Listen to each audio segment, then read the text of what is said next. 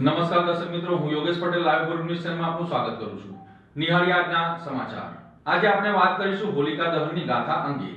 હોલિકા દહન અંગેનો આ વિશેષ અહેવાલ નિહાળો। હિન્દુ પંચાંગ અનુસાર ફાગણ સુદ પૂનમની રાત્રે હોલિકા દહન કરવામાં આવે છે।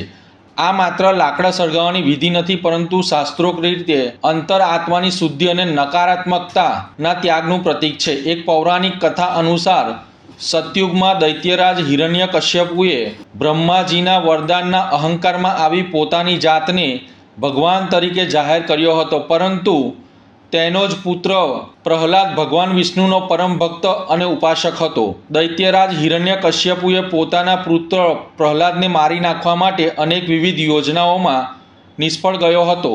તેના પુત્રને એટલા માટે મારી નાખવા માટે તે તૈયાર થયો હતો કે તે તેના પિતાને ભગવાન માનતો ન હતો અને ભગવાન વિષ્ણુને પૂજા કરતો હતો, જેથી હિરણ્યકશ્યપુએ પોતાની બહેન હોલિકાની મદદ લીધી હતી। હોલિકા પાસે એક એવું વરદાન હતું કે તેને એક ચૂંદડી અગ્નિની જ્વાળાઓથી સુરક્ષિત રાખતી હતી। જ્યાં સુધી આ ચૂંદડી તેની પાસે રહેશે ત્યાં સુધી અગ્નિની કોઈ પણ અસર તેના શરીર પર નહીં પડે। જ્યારે હોલિકા પ્રહલાદને ખોળામાં લઈને અગ્નિમાં બેઠી હતી ત્યારે પ્રહલાદે ભગવાન વિષ્ણુનું સ્મરણ કરવાનું ચાલુ કર્યું હતું।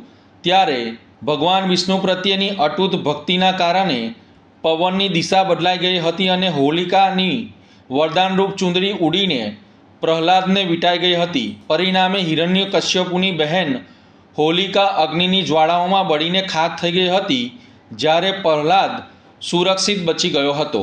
ત્યારથી જ આ હોલિકા દહનનો તહેવાર ઉજવવામાં આવી રહ્યો છે। હોલિકા દહનનો તહેવાર એટલા માટે ઉજવવામાં આવે છે કે તે સત્યનું પ્રતીક છે અને અધર્મ પર ધર્મની વિજયની ગાથા છે।